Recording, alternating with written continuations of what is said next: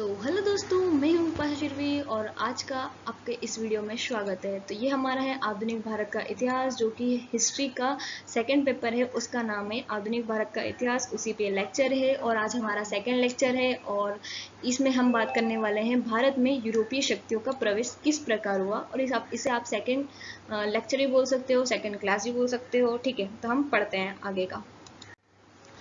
तो यहाँ पे हम पढ़ते हैं कि भारत में यूरोपीय शक्तियों का प्रवेश किस प्रकार हुआ, कौन से क्रम में कौन पहले आया, ठीक है, और कहाँ से इनका प्रवेश माना जाता है।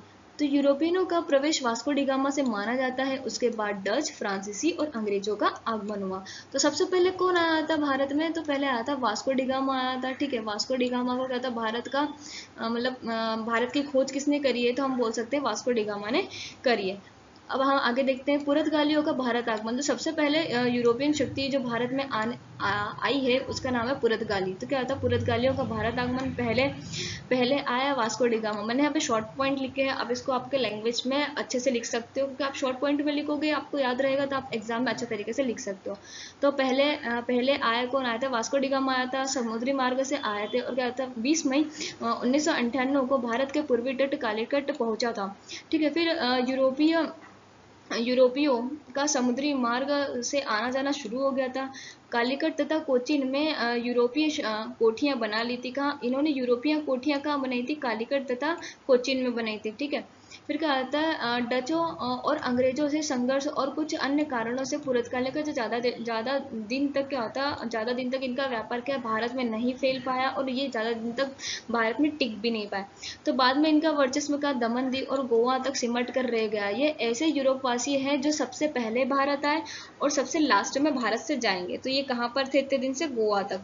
ठीक है, फिर हम आगे देखते हैं। तो दूसरे नंबर पे कौन आता है? तो डचों का आगमन होता है। ठीक है, तो फिर दूसरे नंबर पर डच आते हैं। दूसरे क्रम पर यूरोपीय भारत आए हुए थे डच थे। इनका हॉलैंड वासी डच के नाम से भी जाना जाता है।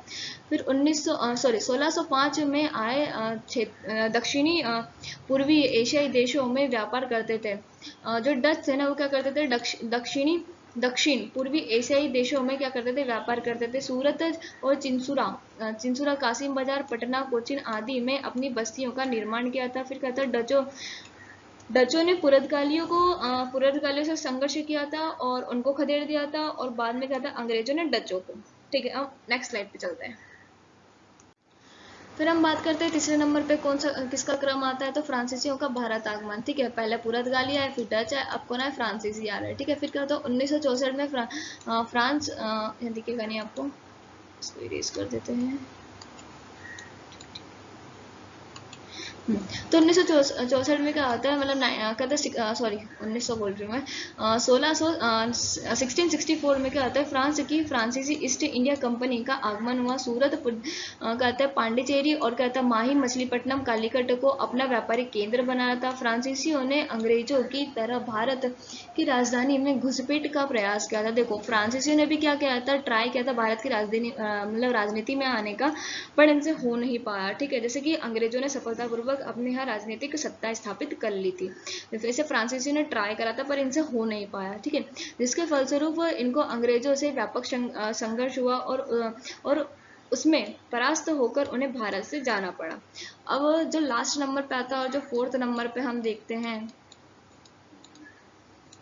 ठीक है, तो वो कहता है अंग्रेजों का भारत आगमन। तो 1600 ईस्वी में क्या था, ब्रिटिश ईस्ट इंडिया कंपनी की स्थापना हुई थी। और 1611 ईस्वी में क्या था, सूरत से भारत में प्रवेश किया था सर टॉमस रो ने। यहाँ पे क्या होगा, 1615, क्या होगा, 1615 क्या होता, सम्राट जहांगीर से भारत में व्यापार करने की अनुमति ली और सुविधाएं प्राप्त कर ली थी, और यहीं से इनका सारा काम चालू हो गया। सो गाइस, इस वीडियो में मुझसे कुछ मिस्टेक हो गई हो, बोलने में कुछ गलती हो गई हो, मैंने कुछ गलत बोल दिया हो, तो उसके लिए आप मतलब मैं सॉरी बोलती हूँ। और ये वीडियो अच्छा लगा हो तो लाइक करना, और आगे की यही सीरीज़ हम पूरी कंप्लीट करेंगे। Thank you so much.